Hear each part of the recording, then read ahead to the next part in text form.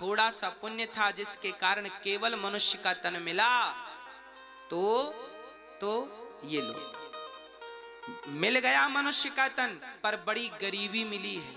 तुम्हें 2 रोटी के लिए भी स्ट्रगल करना पड़ रहा है। भगवान ने तुम्हारे पुण्यों के बल से तुम्हें मनुष्य तो बना दिया है, पर रोटियों के लिए भी तुम्हें स्ट्रगल करना पड़ता है, जबकि आप और हम सबको रोटियों के लिए तो स्ट्रगल नहीं करना पड़ता। भगवान ने तो खूब रोटियां दी हैं, बढ़िया पहनने को कपड़े दिए हैं, खाने को रोटियां दी हैं, रहने को घर दिया है। भूखे तो नहीं मरते ना हम लोग, भूखे तो नहीं सोते ना हम लोग। कई लोग भूखे सोते हैं, क्यों? कौन सा पाप किया उस बच्चे ने जो भूखा रहता है? उसे तो गाय का भी दूध नहीं मिलता, और ये सोने की चम्मच में दूध पी। इसका तात्पर्य यही है, इसने पूर्व जन्म में पुण्य किया है तो विधाता ने आज सुख समृद्धि से नवाजा है, और इसने पुण्य कम किया है तो देख तेरे कम पुण्य के कारण तेरी ये स्थिति है। परंतु अवसर दिया है, अभी भी तू अच्छा कर्म करेगा तो तू धनवान आगे बन सकता है, और फिर कर्म बिगड़े तो अभी तो मनुष्य भी बना है, अगले जन्म में इसकी गारंटी नहीं है कि तू मनुष्य का चूल्हा भी पाएगा। हाँ, और आप लोग जो धनवान हो, आप ये ना सोचा करो कि हम तो धनवान हैं, हाँ इस जन्म में हो ना, अगले जन्म में बनने के लिए जो आप दान कर रहे हैं, पुण्य कर रहे हैं, यही आपको अगले जन्म में मिलेगा। एक किसान रोता रोता गुरुजी के पास गया, गुरुजी हमारी खेत में कुछ फसल नहीं आई, कोई फसल नहीं आई, और हमारे पड़ोसियों की बढ़िया बढ़िया फसल बढ़िया झूम रही है। गुरुजी बोले तूने बोया क्या था? बोले हमने खेत में कुछ नहीं बोया था इस बार। गुरुजी ने कहा पागल हो गया, जब बोया ही नहीं था तो फसल आएगी कहां से? पड़ोसियों ने बोया था, उनका खेत हरा भरा है, तुमने बोया नहीं। अरे पागल, फसल अच्छी लाने के लिए खेत में बोना पड़ता है, अगला जन्म अच्छा बनाने के लिए इस जन्म में अच्छे कर्मों के फल, अच्छे कर्मों के बीज बोने पड़ते हैं, अच्छे अच्छे कर्म करने पड़ते हैं। अच्छा करोगे तो अगला अच्छा होगा। तब अच्छा किया था तो अब अच्छा है, अब अच्छा करोगे तो तब अच्छा होगा। और यदि अच्छा नहीं करोगे तो हम सभी को भी एक एक रोटी के लिए भी मोहताज होना पड़ सकता है।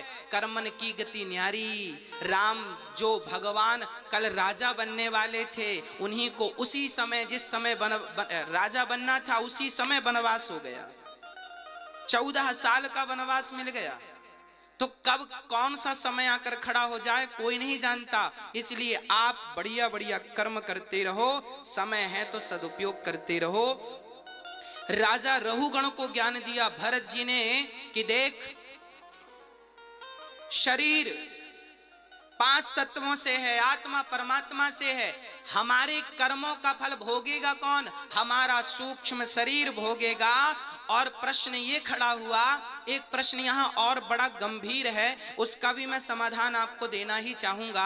अच्छा ये बताओ, हमारे शरीर में जब हमें फोड़ा होता है तो फोड़े का दर्द किसे होता है? उस दर्द का अनुभव कौन करता है? आपकी कमर में दर्द है, सिर में दर्द है, ये जो दर्द नाम की चीज है, इस दर्द का अनुभव करने वाला कौन है? बताओ, जल्दी से बताओ। दर्द का अनुभव कौन करता है? शरीर करता है, मन शरीर करता है, या सूक्ष्म शरीर करता है, या आत्मा करती है? कौन करता है? सूक्ष्म शरीर या स्थूल शरीर या आत्मा कौन करता है? या पंच तत्व? हम सुख दुख का अनुभव करते हैं ना, फोड़ा है, कमर दर्द है, पांव का दर्द है, कौन अनुभव कर रहा है इस दर्द का? दर्द का अनुभव कौन करता है? हाँ, दर्द का अनुभव भी शरीर नहीं करता और आत्मा नहीं करती, दर्द का अनुभव भी सूक्ष्म शरीर को होता है। अच्छा, सूक्ष्म शरीर को एक नाम मैं और देने जा रहा हूं जो कि आपके लिए और सरल हो जाएगा। इस सूक्ष्म शरीर को ज्ञानी लोग मन भी कहते हैं। जो आप कहते हैं ना मन, ये सूक्ष्म शरीर ही हमारा मन कहलाता है। समझ में आई कुछ बात? इसलिए कहते हैं ना, मन को संभालो, ये सूक्ष्म शरीर ही मन है। आप रात को आप जो सोचेंगे, मन में जो रखेंगे, सपने में कई बार वही दिख जाता है ना? इसलिए इसे मन भी कहते हैं। अच्छा, हमारा शरीर का दर्द जो है वो शरीर को दर्द नहीं होता, शरीर ऑलरेडी जड़ है। हमारा शरीर जड़ है, वो तो आत्मा के कारण चैतन्य सा दिख रहा है। दर्द का अनुभव सूक्ष्म शरीर को होता है। एक फॉर उदाहरण से, एग्जाम्पल से समझते हैं। क्या होता है, आपके कमर में दर्द है, कंधे में दर्द है, घुटने में कहीं भी दर्द है, और आपका थोड़ी देर के लिए मन कथा में लग गया, मन कथा में लग गया, मन कथा सुनने में लग गया, तो थोड़ी देर के लिए आपका दर्द भूल जाता है कि नहीं? हाँ या ना? हाँ कि ना? अनुभव बताइएगा अपना। इसका अर्थ क्या है? दर्द तो था शरीर में, पर मन उस दर्द से हटकर कथा में लग गया, तो उस दर्द की अनुभूति नहीं हुई, उस दर्द का अनुभव नहीं हुआ। इसका अर्थ यही हुआ कि दर्द का अनुभव करने वाला शरीर नहीं था, दर्द का अनुभव करने वाला भी हमारा मन ही होता है, सूक्ष्म शरीर ही होता है ना? एक बार आर्यभट्ट जी को कैंसर हो गया था। आर्यभट्ट जी मतलब जिन्होंने जीरो का आविष्कार किया, शून्य का, उन्हें कैंसर हो गया। वैद्य जी के पास गए, डॉक्टर ने कहा कि, वैद्य जी ने कहा कि आपका तो यहाँ कैंसर है, वो इलाज करना पड़ेगा, ऑपरेशन करना पड़ेगा। तो लेट गए आर्यभट्ट जी, करो। अरे उन्होंने कहा, उस जमाने में शून्य का इंजेक्शन नहीं था कि शून्य करके आपका चीरा फाड़ी करते। अब जिंदा बॉडी को कैसे चीरा फाड़ी करें, दर्द होगा ज्यादा। वैद्य जी ने कहा आप लेट जाइए। आर्यभट्ट जी लेट गए। आर्यभट्ट जी गणित के ज्ञानी थे, उन्होंने अपने दिमाग में इतना कठिन सवाल खोज लिया और पूरा माइंड, पूरा मन, पूरा दिमाग लगा दिया उस सवाल के हल में, क्या होना चाहिए क्या। और यहाँ वैद्य जी चीरा फाड़ी करके दवाई भर के बढ़िया टांके कर दिए, और जब तक उनके सवाल का हल मिल गया। आर्यभट्ट जी ने कहा, वैद्य जी आपने इलाज नहीं किया। अरे इलाज सफल रहा, आपका हो गया। अब उन्होंने देखा, अब उन्हें दर्द हुआ, छाती पकड़ ली, चिल्लाने लगे, बहुत दर्द हो रहा है, बहुत दर्द हो रहा है। अभी तक दर्द नहीं हुआ, अब दर्द हो रहा है। क्यों? क्योंकि अभी तक शरीर से मन अलग था, अभी तक शरीर से मन अलग था। अब मन शरीर में आ चुका है, पूरी गति, पूरा खेल इस मनीराम का है। मैंने कल भी कहा था आपको, ये मन जो है यही भवसागर से पार लगाएगा और यही नरक में ले जाएगा। मन भगवान में लग जाएगा तो भवसागर से पार लगा देगा, और मन संसार में लगा रहा तो लुटा डुबा देगा, ये लुटिया डुबा देगा। इसलिए इस मन को संभालना जरूरी है। इसलिए मन से सदा कहो, मन भगवान में लग, राम नाम जप, कृष्ण नाम जप, अपने कर्मों को सुधारिए, अपने जीवन को संवारिए। राजा परीक्षित ने सुखदेव भगवान ने कहा, 28 प्रकार के नरक होते हैं, जो जैसा पाप करता है उससे वैसे नरक में भी भोगना पड़ता है। जैसा करोगे वैसा भरोगे। आपने एक मछली खाई है जीवन में, तो जितना वो तड़पी है, किसी ना किसी जन्म में तुम्हें भी इतना तड़पना ही पड़ेगा। जितनी मुर्गी तड़पी होगी अपने जिंदगी बचाने को, और आपने उसे निगल लिया, उसके बदले आपको भी तड़पना ही पड़ेगा। 1000 मुर्गियां खाई हैं तो 1000 मुर्गियों की तड़प जोड़ दो, कितनी हुई? वो तड़प तुम्हें भोगनी पड़ेगी किसी जन्म में। बचेगा कोई नहीं। आज तक कोई बचा परमात्मा की निगाहों से कि आप और हम बचेंगे? इसलिए भगवान लाख आंख से देख रहा है तुझे देखने वाला, सच की खेती कर ले चतुर नर, समय गुजरता जाता, मेरे मालिक की दुकान में सब लोगों का खाता, मेरे मालिक की दुकान में सब लोगों का खाता। किसी को कौड़ी कम नहीं देता, किसी को दमड़ी ज्यादा, समझदार तो चुप रह जाता, मूर्ख शोर मचाता, मेरे मालिक की दुकान में सब लोगों का खाता। इसलिए कहते हैं, अच्छी करनी कर लो रे भैया। अजामिल नाम के एक पंडित जी थे। ये पंडित जी बड़े विद्वान थे, पर एक वैश्या से संगति कर ली और वैश्या से विवाह कर लिया तो सदाचार नष्ट हो गए। दास्याह संसर्ग दूषिता। कान्य कुब्जे दुजाह कश्चित दासी पति रजा मिला, नामना नष्ट सदाचारो दास्याह संसर्ग दूषिता। एक अजामिल नाम के ब्राह्मण ने एक दासी से विवाह कर लिया और सदाचार नष्ट हो गया। देखिए विवाह कहाँ करने चाहिए, अपने अपने वर्ग में विवाह करना चाहिए। ब्राह्मण को ब्राह्मण के साथ, क्षत्रिय को क्षत्रिय के साथ, वैश्य को वैश्य के साथ, शूद्र को शूद्र के साथ। ये जो व्यवस्थाएं विवाहों की बनी है, इन व्यवस्थाओं में ही रहना चाहिए, इन व्यवस्थाओं का उल्लंघन नहीं करना चाहिए कि अब लड़की किसी जात की है, लड़का किसी जात का और विवाह कर लिया, फिर वो संतान जो होगी वो वर्ण संकरी संतान होगी। लड़का कोई और लड़की कोई और, शादी हो गई बच्चा हुआ, उसे वर्ण संकरी कहते हैं। ऐसे से वर्ण संकरता फैलती है। हमारे यहां बड़ी व्यवस्थाएं बनी हैं शास्त्रों में, कहां विवाह हो कहां ना हो। हमारे यहां विवाह के टाइम पे ना बहुत कुछ देखा जाता है। माँ बाप देखते हैं लड़का योग्य है कि नहीं। यहां तक कि हमारे यहां समगोत्र में भी विवाह नहीं होता। जरा समझाइएगा हमें, आपके यहां समगोत्र में विवाह होता है कि नहीं? लड़की का भी वही गोत्र है और लड़के का भी वही गोत्र है तो विवाह नहीं होगा। कितनी मर्यादाएं हैं, कितनी व्यवस्थाएं हमारे ऋषि मुनियों ने, हमारे बड़े बुजुर्गों ने बनाई हैं कि विवाह के पहले विचार करना चाहिए। और आजकल के पढ़े लिखे बच्चे बिल्कुल विवाह नहीं करते हैं, तो लगता प्रेम किया प्यार किया शादी कर ली। अरे प्यार भी ऐसी जगह क्यों करो कि जहां शादी करने में दिक्कत आए। प्यार वहीं करो ना जहां बढ़िया माँ बाप भी राजी मर्जी से कहें कि हाँ ठीक है विवाह कर देते हैं। किसी को ना आपको दिक्कत हो ना उनको दिक्कत हो। शादी विवाह में बहुत विचार करना चाहिए। आज हमारे भारत में हमारे नौजवान बच्चे बिल्कुल विचारशील नहीं हैं, जो मन आया वो कर लेते हैं। बिना विचार का जीवन हो गया है, बिना संस्कार का जीवन हो गया है, बिना आचरण का जीवन हो गया है। ये शोभनीय नहीं है, शोभा नहीं देता। ये याद रखिएगा, हमारा भारत ऋषि मुनियों की रिसर्च से तैयार हुआ है। हमारे यहाँ सबका विधान है, सबकी विधि है। विवाह कितना सुंदर है। आप सुंदर संतान चाहते हैं तो विवाह की रस्म भी तो सुंदर होनी चाहिए। अरे विवाह राजी मर्जी से होता है, चोरों की तरह नहीं होता। आजकल लड़कियां भाग जाती हैं चोरों की तरह। अरे राम राम राम, अरे महारानी बन के जाओ ना, चोरनी बन के क्यों भाग रही हो? महारानी बन के तो तब जाओगी ना जब 100 लोग बारात लेकर आएंगे। शान से जाओ।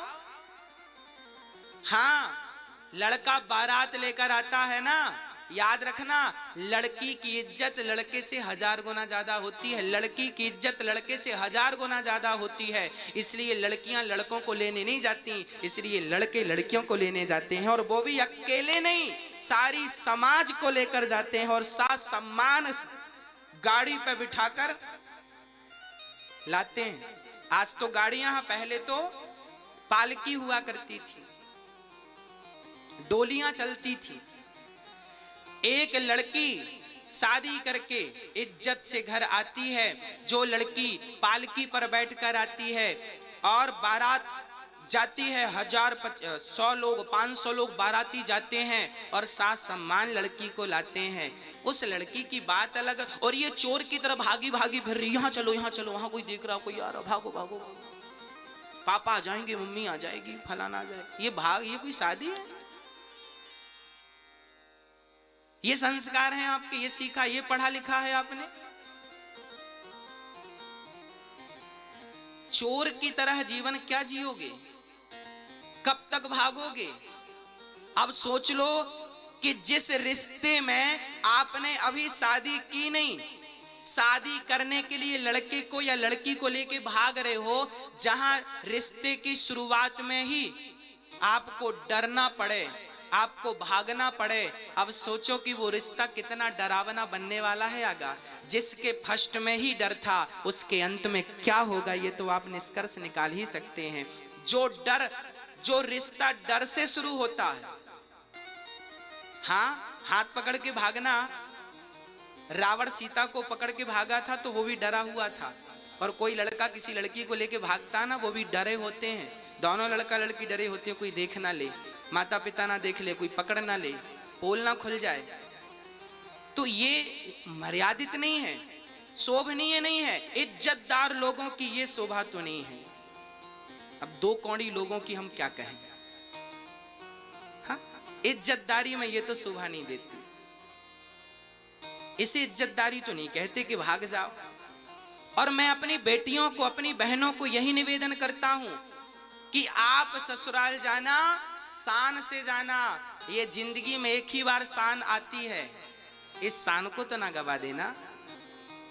एक बार ही तो मंडप मिलता है, एक बार ही तो हल्दी चढ़ती है, एक बार ही तो तेल चढ़ता है, एक बार ही तो मांग में सिंदूर समाज के बीच में भरा जाता है, एक बार ही तो गले में मंगलसूत्र संसार के सामने पहनाया जाता है। ये अच्छी रस्म जो है, इसका भी लुत्फ उठाइएगा, आनंद लीजिएगा, चोरों की तरह मत भाग जाइएगा, इसका भी आनंद लीजिएगा। और यही संस्कार अपने बच्चों को दीजिएगा। यही संस्कार है हमारे भारत के। भाग जाना शोभनीय नहीं है। इसलिए मेरी माँ, आप लोग अपने बच्चों को भी ये संस्कार की बातें बताया करें। हम जो कथा में सुनाते हैं, आप अपने बच्चों को जरूर बताया करें। बेटों को बताया करें कि बेटे ये गंदी हरकत ना करें, बेटियों को बताया करो वो ऐसी हरकत ना करें भागने इत्यादि की, क्योंकि उनका जीवन बिगड़ जाता है। भागे हुए केस में 99% केस फेल होते हैं, शादियां फेल हो जाती हैं। आपने देखे होंगे, बाद में लड़की रोती रोती माँ बाप के घर आती है, क्या करें बर्बाद हो गए, ना घर के रह गए ना घाट के रह गए। पर माँ बाप क्या करें, वो अपना लेते हैं। माँ बाप करेंगे भी क्या, अपनाना ही पड़ेगा। तो आप इज्जतदार बनिए। श्री अजामिल जी महाराज ने यही गलती की, एक स्त्री से संबंध कर लिया। वो वैश्या थी जिससे विवाह किया, और सदाचार, उनकी पूजा भक्ति शक्ति सब नष्ट हो गई। चोरी करने लगे, जुआ खेलने लगे, शराब पीने लगे, मांस खाने लगे, सारे गलत काम अजामिल करने लग गए। पर धोखे से किसी साधु के कहने से इनने अपने पुत्र का नाम नारायण रख दिया था। 10 बेटे थे, 10वें का नाम रखा नारायण। और जब नारायण नाम रखा तो परिणाम, अजामिल की जब मृत्यु आई तो अजामिल अपने बेटे को पुकारते हैं, नारायण बेटा बचाओ। नारायण बुलाया था बेटे को, बेटे ने तो सुना नहीं, परमपिता परमात्मा ने सुन लिया। जाओ विमान लेकर मेरे भगत को लेकर आओ, मुझे पुकार रहा है। पार्षद गण आ गए और पार्षदों ने यमदूतों से कहा, चलो भागो यहां से। यमदूत बोले, ये पापी है, हम इसे ले जाने आए हैं। पार्षदों ने कहा, यह पापी था, पर इसने मरते समय भगवान का नाम लिया है। इसके नाम लेने मात्र से इसके जीवन के सारे पाप नष्ट हो गए, इसके पाप समाप्त हो गए। अब ये पुण्य का अधिकारी बन गया है, इसे अब हम लेकर जाएंगे। अब तो यमदूतों ने कहा, महाराज आपको गलतफहमी हो रही है, इसने जीवन भर पाप किया है, ये पापी है। इसने मरते समय अपने बेटे का नाम पुकारा है। पार्षदों ने कहा, इसके बेटे का नाम नारायण तो अभी से है, हमारे भगवान का नाम नारायण तो अनादि काल से है। इसलिए भगवान ने इसके सारे पाप समाप्त करके इसे मोक्ष का अधिकारी बना दिया। कितना भी बड़ा पापी क्यों ना हो, आग में कोई हाथ जानकर डालेगा, धोखे से डाले, आग जलाएगी। उसी प्रकार राम का नाम कोई जान कर ले या धोखे से ले, नाम का नाम तो कल्याणकारी है, कल्याण करके ही रहेगा, वो नाम प्रभाव नहीं छोड़ेगा। इसलिए नाम, उल्टा नाम जपत जग जाना, बाल्मीक भय ब्रह्म समाना। उल्टा नाम कोई राम राम ना जपे, मरा मरा मरा मरा जपे तो भी कल्याण हो जाएगा।